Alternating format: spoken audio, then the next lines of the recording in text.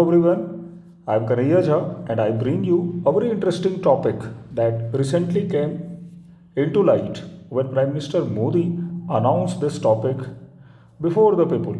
अभी recently prime minister Modi 2025 के world audio visual entertainment summit को एड्रेस कर रहे थे मुंबई में, और यहाँ पर उन्होंने एड्रेस करते समय इस बात को उठाया कि ऑरेंज इकोनॉमी को हमें आगे लाना होगा और ऑरेंज इकोनॉमी से ही भारत का क्रिएटिव फ्यूचर दिखाई पड़ेगा। इस कॉन्फ्रेंस को शॉर्ट में वेव 2025 कहा गया और हम लोग इस सेशन में इससे जुड़े हुए डिटेल को कवर करेंगे, इसके सारे डायमेंशंस को वन बाय वन देखेंगे। सबसे पहले आते हैं प्राइम मिनिस्टर मोदी के स्पीच को समझते हैं। तो प्राइम मिनिस्टर मोदी ने यहाँ पर सीधा सीधा कहा है कि ये भारत में ऑरेंज इकोनॉमी का उदय काल है। कंटेंट, क्रिएटिविटी और कल्चर, ये ऑरेंज इकोनॉमी की तीन धुरी है। तो एक बहुत बड़ा स्टेटमेंट हमारे प्राइम मिनिस्टर रखते हैं इसके बारे में, और यहाँ पर उन्होंने एक स्लोगन भी दिया, create in India, create for world. Bharat में बनाइए, विश्व के लिए बनाइए। तो एक इस तरह की चीज़ें सामने आ रही हैं जहाँ पर इनोवेशन और क्रिएटिविटी को पॉलिटिकल लीडर प्रमोट कर रहे हैं, तो जिसका फ़ायदा हमारे यूथ को मिलेगा और आने वाले समय में जितने हमारे क्रिएटिव लोग हैं वो अपनी प्रतिभा को दुनिया के सामने रखेंगे। और यहाँ पर इस ऑरेंज इकोनॉमी को एम्फसाइज करते हुए प्राइम मिनिस्टर ने खुद ही कहा कि इंडिया धीरे धीरे जो है ऑरेंज इकोनॉमी का हब बन रहा है, और अगर हमने इसको सही तरीके से शेप किया तो आने वाला समय इंडिया का होगा। यहाँ पर जो खास बात ध्यान रखनी है कि इस पूरे समिट में 90 से ज़्यादा कंट्रीज़ ने पार्टिसिपेट किया और ग्लोबल मीडिया के लीडर भी थे। ये एक ऐसा ओकेजन था जिसमें हमने कल्चरल डिप्लोमेसी को देखा और इंडिया के सॉफ्ट पावर को भी एक्सपीरियंस किया, और पूरा मुंबई इस बात का गवाह बना। आते हैं, समझते हैं कि आखिर ऑरेंज इकोनॉमी क्या है जिसको लेकर हमारे प्राइम मिनिस्टर इतने ज़्यादा उत्साहित हैं, इतने ज़्यादा वो आगे बढ़ चढ़ कर आ रहे हैं। तो देखो, ऑरेंज इकोनॉमी एक ऐसे इकोनॉमिक सिस्टम को बताता है जिसमें सारा प्रोडक्शन, क्रिएशन, ये सब क्रिएटिव होता है। इसमें हमारे culture, creative, knowledge based industries को प्रमोट किया जाता है। अभी डिटेल हम लोग करेंगे। इसमें क्रिएटिविटी, टैलेंट, इंटेलेक्चुअल प्रॉपर्टी का ज़्यादा रोल होता है। ये प्राइमरी इकोनॉमी या सेकेंडरी इकोनॉमी से अलग है। जैसा आप सभी लोग जानते हो, प्राइमरी इकोनॉमी ऐसा इकोनॉमी है जो हैंड हेल्ड डिवाइसेस के बेसिस पर किया जाता है, जैसे एग्रीकल्चर है, माइनिंग है।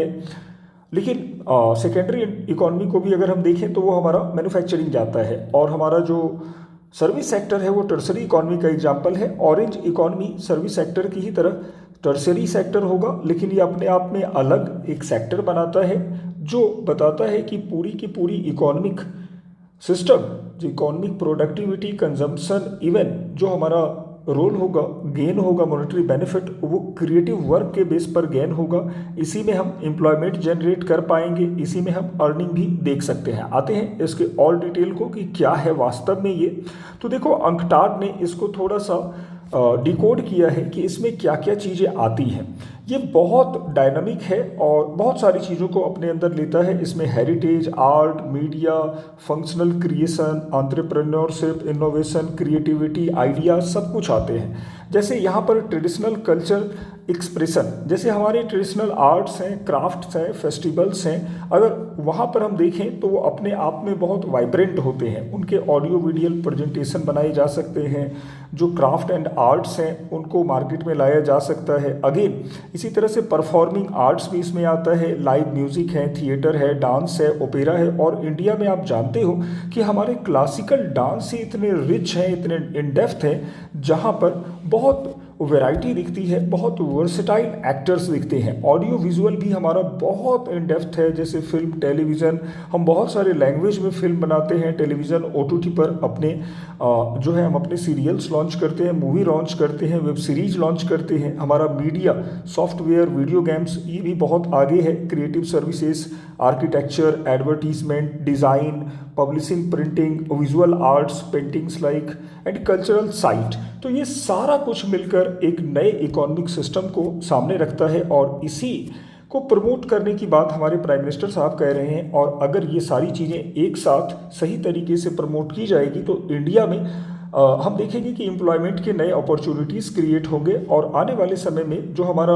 यूथ है, जो हमारा डेमोग्राफिक डिविडेंड का स्टेज चल रहा है, उसमें बहुत सारी प्रोस्पेरिटी, बहुत सारे पॉसिबिलिटीज़ दिखाई पड़ेंगे। तो हम इसको कह सकते हैं कि एक प्रोमिसिंग इंडस्ट्री है इन फ्यूचर। इसको अगर हमने प्रमोट किया तो हमारे पास बहुत सारे अच्छे अवसर दिखाई पड़ेंगे। इसका ओवरऑल अगर हम पोटेंशियल देखें तो अभी तो 28 मिलियन तक हम लोगों ने डॉलर तक पहुंचा दिया है, लेकिन हमारा टारगेट ये है कि इंडिया को 100 मिलियन डॉलर तक इससे इनकम हो और इससे आने वाले समय में हमारा जो इकोनॉमिक पोटेंशियल है वो बढ़े। इससे लाखों लोगों को जॉब मिल सकता है, चाहे वो आर्ट में लगे हुए लोग हों या फिर वो डिज़ाइन में या फिर उसको सेल या परचेज कर रहे हैं। तो इस तरह से अगेन फॉरेन इन्वेस्टमेंट के लिए भी हमने सारे डोर ओपन कर दिए हैं। एडोब, अमेजन सीधे हमारे जो ट्रेडिशनल आर्ट कल्चर हैं उनके साथ जुड़ रहे हैं। जो ट्राइबल इवन आर्ट्स हैं उनको भी अभी अपने वेबसाइट पर जगह दे रहे हैं। तो आने वाले समय में यह हमारे लिए एक बूम हो सकता है सॉफ्टवेयर इंडस्ट्रीज़ के बाद।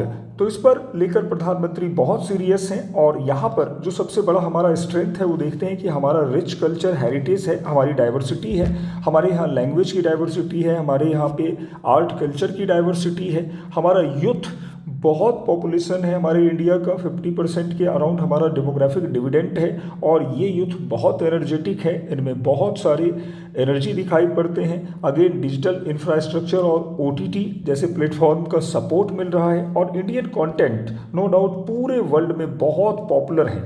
तो कहीं ना कहीं इनका फ़ायदा हम लोग इस समय ले सकते हैं और इसमें सबसे जो बड़ी बात है उसका प्रोडक्शन कॉस्ट कम है, जिससे कि कहीं ना कहीं इसको आगे ले जाने में बहुत हेल्प मिलेगा। हालांकि कुछ वीकनेसेस भी हैं जिनको भी ध्यान में रखना पड़ेगा। जैसे देखो हमारे पास अभी भी कॉन्सिस्टेंट पॉलिसी नहीं है, कॉपीराइट इन्फोर्समेंट को लेके इश्यू आ रहे हैं। कई बार OTT में हमने देखा कि कुछ ऐसे जो हैं वो आर्ट या विजुअल्स को प्रेजेंट किया जा रहा है जो कल्चरली बहुत सेंसिटिव हो जाते हैं, तो उन सबको सेंसरशिप करना पड़ता है, जो कहीं ना कहीं ऐसे क्रिएटर्स के लिए क्रिएटर्स को भी ध्यान में रखना पड़ेगा कि वो इस तरह की चीज़ों को टच ना करें जो किसी कल्चर को या किसी कम्युनिटी को जो है हर्ट कर रहे हैं। दूसरा, ग्लोबल मार्केट वैल्यू अगर हम देखें अपने कंटेंट के वैल्यू के अकॉर्डिंग तो कम है, वही फॉरेन में जो भी कंटेंट आ रहे हैं उन पर पेमेंट अच्छा मिल रहा है। अगेन स्किल और ट्रेनिंग का भी गैप हमारे इंडिया में बहुत ज़्यादा है। कंटेंट्स की क्वालिटी अगर आप अच्छी दोगे तभी जाके आपके व्यूअर्स या फिर आपके जो है ऑडियंस बनेंगे, आपका प्रोडक्ट सेल होता है। तो ये सारी चीज़ें हैं जिनको लेकर हमें आगे बढ़ने की ज़रूरत है। और जहाँ तक बात रही ऑरेंज इकॉनमी की, तो ये एक ऐसा प्रॉमिसिंग इंडस्ट्री है जो आगे चलकर इंडिया के लिए एक फ्यूचर ग्रोथ इंजन साबित होगा और इस पर काम करने की ज़रूरत है। इसमें हमारा कल्चरल प्राइड भी है और साथ में मॉडर्न इनोवेशन भी ऐड होता है। और अगर हमने राइट पॉलिसी को इंट्रोड्यूस किया तो हम इस सेक्टर को लीड कर सकते हैं। तो यहाँ पर IP राइट्स, एजुकेशन और कंटेंट फ्रीडम को ध्यान में रखते हुए इस पर काम करने की ज़रूरत होनी चाहिए। तो इन्हीं सब बातों के साथ मैं ऑरेंज इकॉनमी पर इस छोटे से सेशन को क्लोज करता हूँ और नेक्स्ट सेशन में कुछ नए टॉपिक्स के साथ मैं आपके साथ फिर जुड़ूंगा। तब तक चैनल को सब्सक्राइब करें और बने रहें चैनल के साथ। और हाँ, अपनी तैयारी जोर शोर से धमाकेदार तरीके से जारी रखें। All the best all of you.